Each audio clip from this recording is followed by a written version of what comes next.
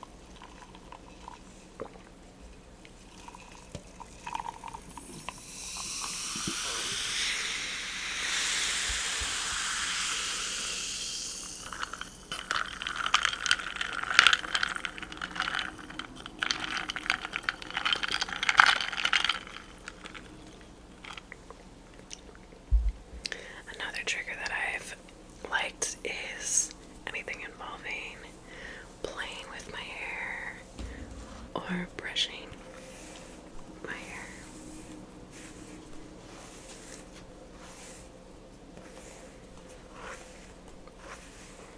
Oh, so this is a wet brush, which I just feel like ever since I've started using this brush, my hair is so much less damaged. It's a lot less painful to brush my hair, especially when it's wet. So yeah.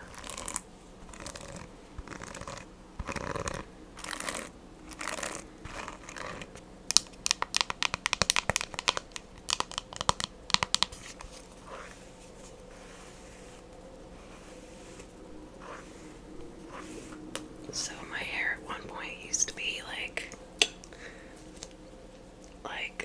let's see, like this length, but now it's this length.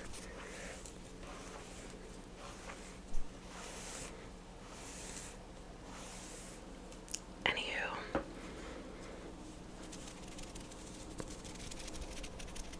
and then finger flutters are fun too.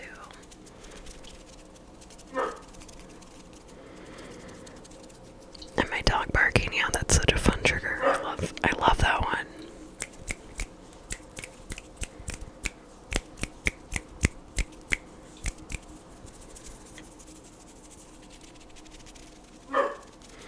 Hey, shh, shush.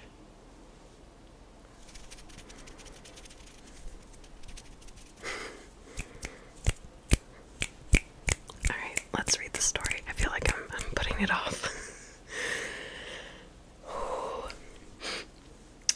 Okay.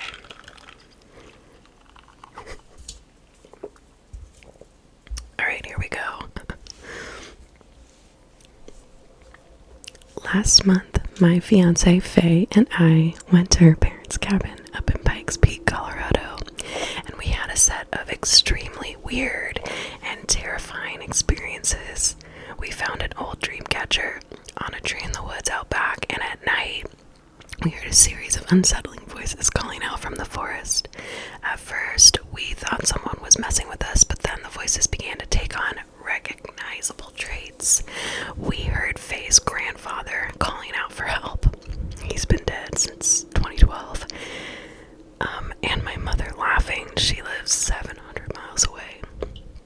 Faye got sick and began talking in her sleep, and at one point the voice of a woman outside began to repeat some of the things Faye was mumbling, as though they were communicating. I documented the entire experience here on No Sleep and received overwhelming support from fellow Redditors. Thousands of people have gotten involved with helping us out. Everything has been going really great. Up until a few days ago. Ruh-roh. Okay. I'm sorry I haven't posted about this matter in a while, but Faye and I have been trying to forget. Especially with her weird sleep disorder. The best course of action for us was to try to bury what had happened and move on with our lives. The more upset, stressed she becomes, the more she sleepwalks and sleep talks. Okay, my hair once again is in my face. Let me fix that.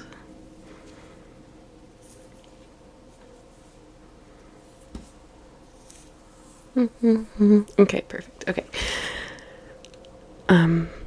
Okay, the more upset, stressed out she becomes, the more she sleepwalks and sleep talks, and that is when scary things happen. For those of you who haven't read the prior stories, my fiance had suffered from extensive sleep disturbances since she was 5. She has night terrors and is an accomplished sleepwalker. At the request of Redditors, I interviewed her, so you can hear all about her weird experiences. Unfortunately, guys, he deleted the interviews. This is a really old story.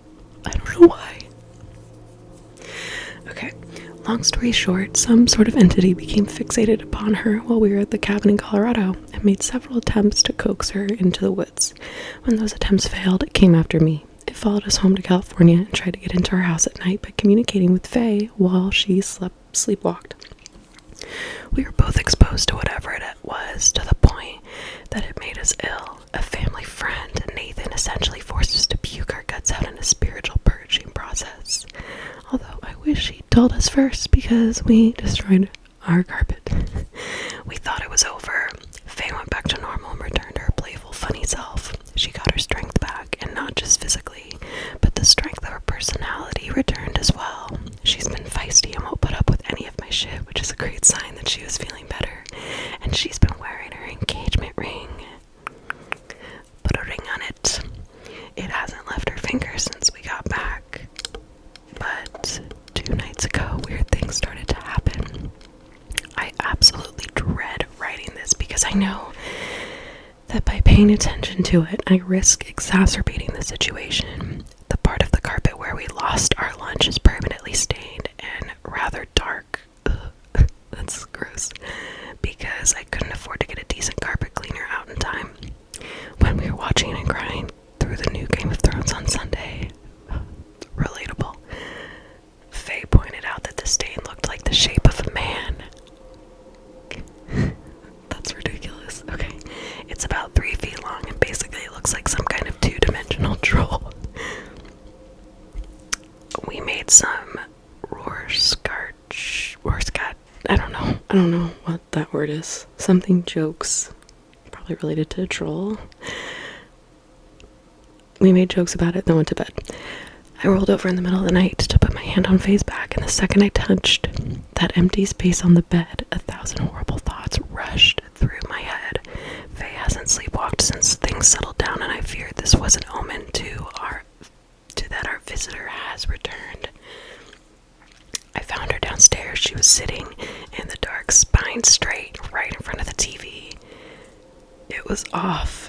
Her eyes were closed, but she was running her fingers across the stain on the carpet, whispering to it and giggling. I raced over and threw the light on, forgoing my rule of never waking her up abruptly from a bout of sleepwalking. I just didn't want this to be happening again. I couldn't accept it. came to and had no idea where she was. She seemed unusually upset that I'd woken her up, as if she were in the middle of a very good dream, but then appeared frightened when I told her what was happening. I asked if she remembered anything, but she said no. I can't tell if she lied to me. On her way up the stairs, she inexplicably vomited all over the wall. That's way too much vomiting for me. It was the same dark brown black color as when Nathan poisoned us. At this point, I was completely freaking out. I tried to keep my cool and helped Faye into bed, got her some water, and made sure she was alright. She was absolutely fine and couldn't explain why she puked. Then I shut off the light, closed the bedroom door, and spent about half an hour trying to clean the wall off. I've mentioned in my previous post that I'm an emetophobe, so cleaning vomit is basically the worst form of punishment I can imagine. But something distracted me from the horrid stench. God. No matter how hard I scrubbed, the stain would not come out, and it had splattered roughly in the shape of a man.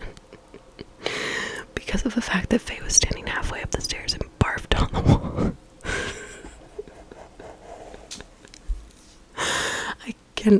I cannot read about barf anymore. Okay.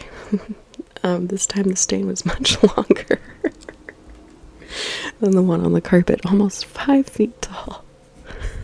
Okay.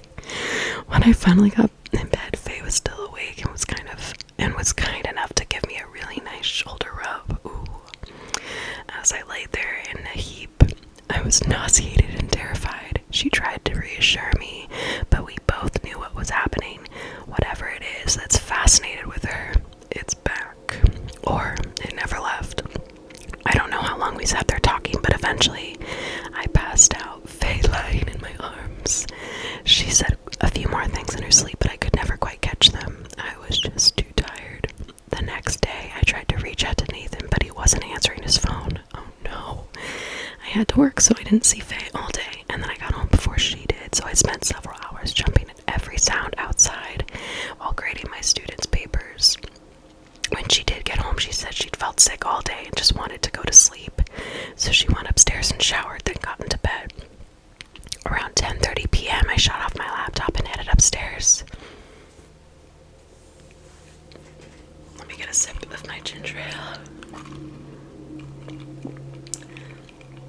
Yeah, some I do like favorite sodas, I guess, would be ginger ale, root beer, and Diet Coke. Okay. Where was I?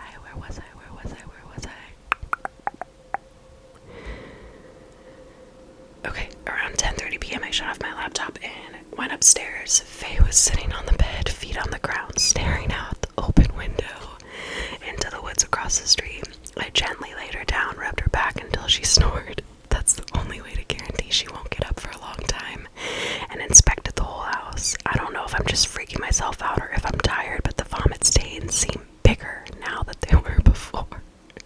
I'm calling a guy tomorrow to come do a professional cleaning, but I'm pissed because I know I'm going to get stuck with a $200 bill for the job. Ugh. I checked the backyard and didn't see anything, then made sure the front door was locked and all the windows were sealed tight. The last window I checked was the one in the guest room, the one on which Faye had drawn the number 5 backwards while sleepwalking. I stood there for a long time. It was late and dark, and all of the memories of last month's events just kept cycling through my mind over and over. I felt dizzy and sleepy, almost hypnotized. It was a strange feeling, an ineffable mixture of strange relaxation and terror. I could not explain to you why I did this, but without even thinking about it, I reached out my hand and lazily drew a backwards 5 on the window. And in that tiny little moment, I saw something move behind the trees across the street. Faye abruptly burst into sleep laughter from down the hall. As I walked to the bedroom in the dark, I could hear her giggling the entire way. Nothing else to report for now. It's 10:31 p.m. Tuesday as I write this, and I'm gonna go to sleep. Well, update if there are any new developments. I pray there aren't any.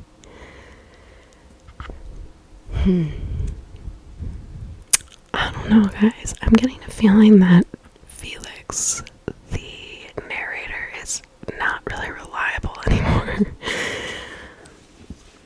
think that something might have infiltrated him. I don't know. What do you guys think? Let me know in the comments.